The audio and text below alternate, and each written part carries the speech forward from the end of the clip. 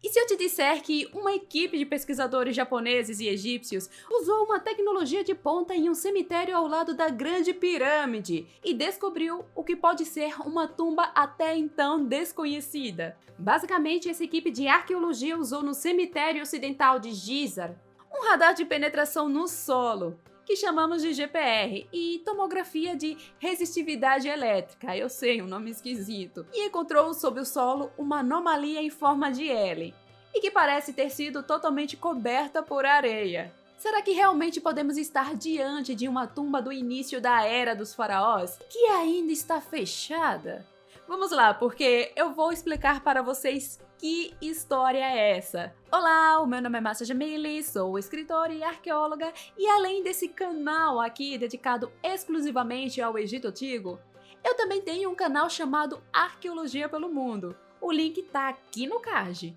E entre os anos de 2021 e 2023, essa equipe composta por japoneses e egípcios tem realizado estudos geofísicos nessa área do platô de Gizeh. E uma das ferramentas usadas foi o GPR, que é um radar de penetração no solo, que por acaso é usado há anos na arqueologia. Desde a década de 1980, só para vocês terem uma ideia. E eles são extremamente úteis para se encontrar anomalias arqueológicas antes de se iniciar a escavação em si. Eles ajudam a localizar sítios arqueológicos e a detectar objetos. Ou seja, baita auxílio na arqueologia, não é mesmo? E esse tipo de ferramenta arqueológica tem sido amplamente aplicada no Egito. E um desses lugares é justamente o platô de Gizeh, onde está localizado o trio de pirâmides mais famoso do país. Esse mesmo, a pirâmide de Menkaurá, a pirâmide de Khafre e a pirâmide de Khufu, que também é chamada de a Grande Pirâmide. E talvez vocês conheçam esse trio pela versão grega dos nomes desses reis, Miquerinos, Khafre e Kelpis. E o cemitério ocidental, que está bem aqui nesse canto, é um local bem importante arqueologicamente, porque é o local de sepultamento de oficiais, nobres e membros da família real do Antigo Reino. Eu vou botar a faixa aqui para que vocês tenham uma ideia de quando foi o Antigo Reino. Aqui foi o reinado da Rainha Cleópatra e aqui é o Antigo Reino. Agora, falando especificamente sobre a localização, eu vi que algumas pessoas ficaram com uma ideia errada de onde está localizada a anomalia, por conta justamente de algumas notícias que saíram na imprensa. Então bora lá esclarecer isso. Aqui embaixo está a pirâmide de Djoser e subindo estão as 3 pirâmides do platô de Gizar. E a localização do cemitério ocidental é aqui. E a anomalia está por aqui nessa região. Eu acho que mais ou menos por aqui. E eu estou precisando falar isso porque eu vi nas redes sociais algumas pessoas achando que a anomalia está abaixo da Grande Pirâmide. Não, gente, está aqui em cima nessa região. Aqui está a pirâmide de Khafre e aqui está a pirâmide de Khufu. E o cemitério está bem aqui. Não está embaixo da pirâmide, tá bom? E outra coisa, a região arqueológica de Gizar é toda essa área, não são só as 3 pirâmides. É uma enorme paisagem arqueológica que inclui cemitérios e templos, além dos indícios dos trabalhadores. Tá bom, gente? Espero que isso aí esteja agora claro para vocês. E nessa região está cheio de mastabas, que é esse tipo de sepultura retangular. Essas típicas sepulturas egípcias têm uma estrutura tão complexa que até os engenheiros da Lego ficariam impressionados. E assim, a pessoa não era sepultada no meio das pedras, tá? Mas debaixo delas. É que as mastabas são sepulturas subterrâneas, mas que são cobertas por uma estrutura retangular na superfície, construídas usualmente de tijolos de barro, embora possam incluir pedras calcárias também. E essa estrutura retangular fica sobre um poço vertical que se conecta com uma câmara subterrânea. Muitas mastabas hoje estão enterradas sob a areia e sua localização acaba só sendo possível com o uso de radares. Então, é quando olhamos o cemitério ocidental de Gizar e é possível ver que lá estão algumas mastabas, mas que aqui nessa região tem uma área sem nenhuma estrutura acima do solo. Apesar de possuir alguns montículos, o terreno em si é plano, o que é esquisito, vai.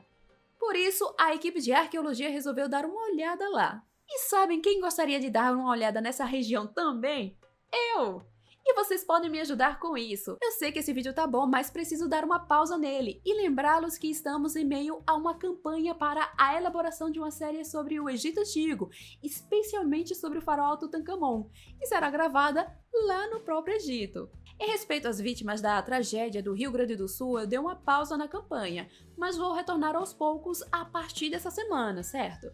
E fazendo um resumo para quem ainda não está a par, estou prestes a realizar o meu sonho de infância, que é a minha primeira viagem para o Egito, vejam só, para gravar vídeos sobre o Antigo Egito e sobre o Tutankhamon. Mas eu preciso da sua ajuda para tornar isso realidade. Você pode contribuir diretamente pelo LivePix, acessando este link ou apontando a câmera do seu celular para esse QR Code, ou adquirir uma das minhas palestras sobre o Egito Antigo. Vocês podem conferir quais já estão disponíveis através deste link aqui.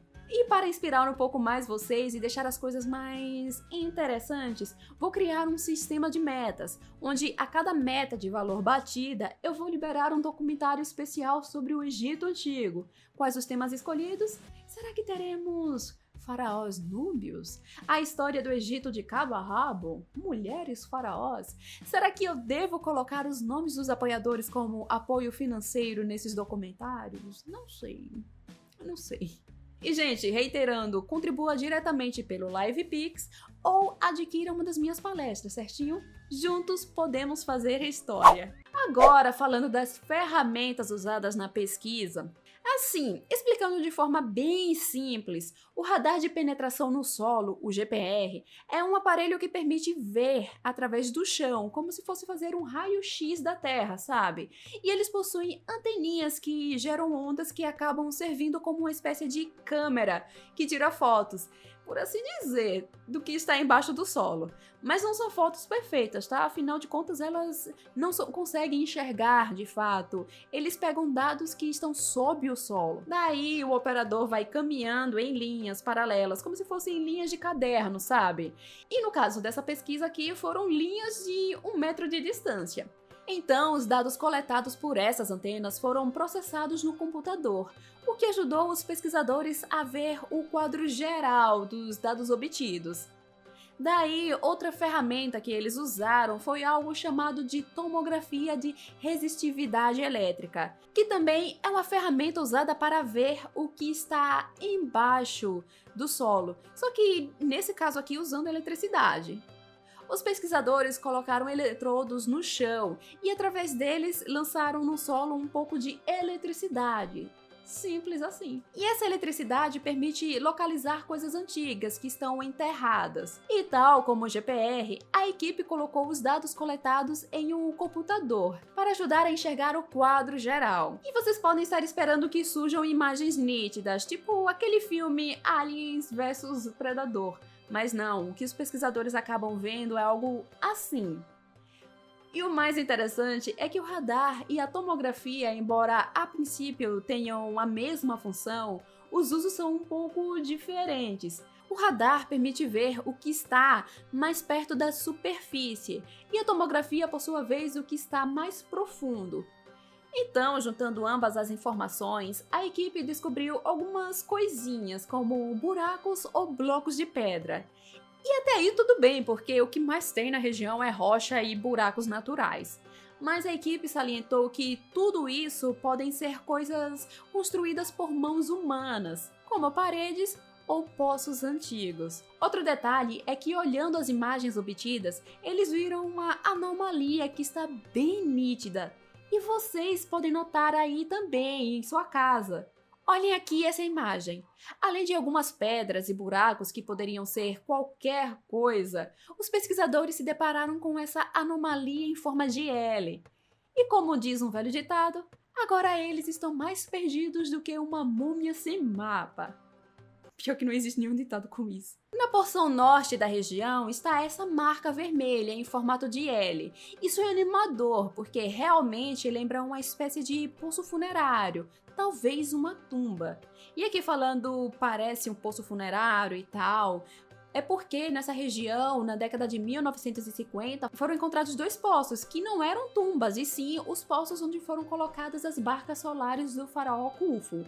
Então, nesse caso aqui, tanto pode ser uma tumba, tanto pronta como inacabada, como pode ser um poço onde algo foi colocado dentro no passado. E se pensam que esse L é apenas uma coincidência, pense de novo. Ele lembra muito uma tumba semelhante encontrada em Dashur, que eu cheguei a comentar aqui no canal há algumas semanas.